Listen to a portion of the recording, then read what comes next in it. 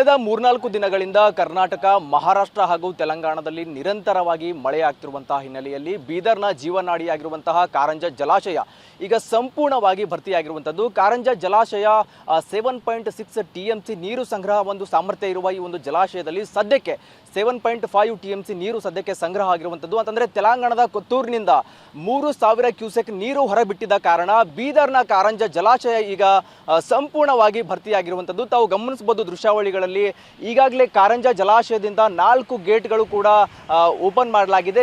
ಈ ಒಂದು 4 ಗೇಟ್ಗಳಿಂದ 5000 ಕ್ಯೂಸೆಕ್ ನೀರು ಹೊರಗಡೆ ಬಿಡಲಾಗ್ತಿರುವಂಥದ್ದು. ಸದ್ಯಕ್ಕೆ ಅಂತಂದರೆ ಬೀದರ್ನ ಜೀವನಾಡಿಯಾಗಿರುವಂತಹ ಕಾರಂಜ ಜಲಾಶಯ ಈಗ ಧುಮುಕ್ತಿರುವಂಥದ್ದು. ಅಂತಂದರೆ ಈ ಒಂದು ಜಲಾಶಯದ ನೀರು ಹೊರ ಹರಿವಿನಿಂದ ಈ ಸುತ್ತಮುತ್ತಲಿನ ರೈತರಿಗೆ ಸಾಕಷ್ಟು ಒಂದು ಪ್ರತಿ ವರ್ಷವೂ ಸ್ವಲ್ಪ ಸಮಸ್ಯೆ ಆಗುತ್ತೆ. ಅಂತಂದರೆ ಅವಧಿಗೂ ಮುನ್ನ ತೆಲಂಗಾಣದ ಕೊತ್ತೂರಿನಿಂದ ಏನು 3000 ಕ್ಯೂಸೆಕ್ ನೀರು ಹೊರಗಡೆ ಬಿಡಲಾಗಿದೆ. ಹೀಗಾಗಿ ಈ ವರ್ಷ ಅವಧಿಗೂ ಮುನ್ನ ಬೀದರ್ನ ಕಾರಂಜ ಜಲಾಶಯ ತುಂಬಿ ಧುಮುಕ್ತಾ ಇರುವಂಥದ್ದು.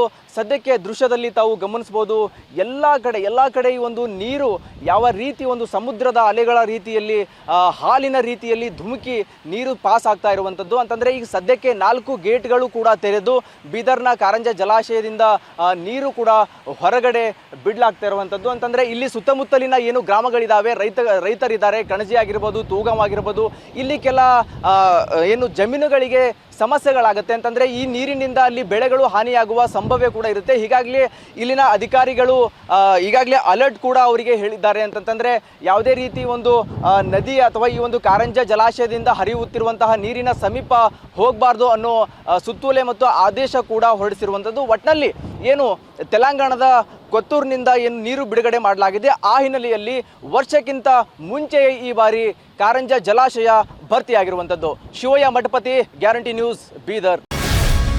ಗ್ಯಾರಂಟಿ ನ್ಯೂಸ್, ಸುದ್ದಿ ಖಚಿತ, ನ್ಯಾಯ ನಿಶ್ಚಿತ.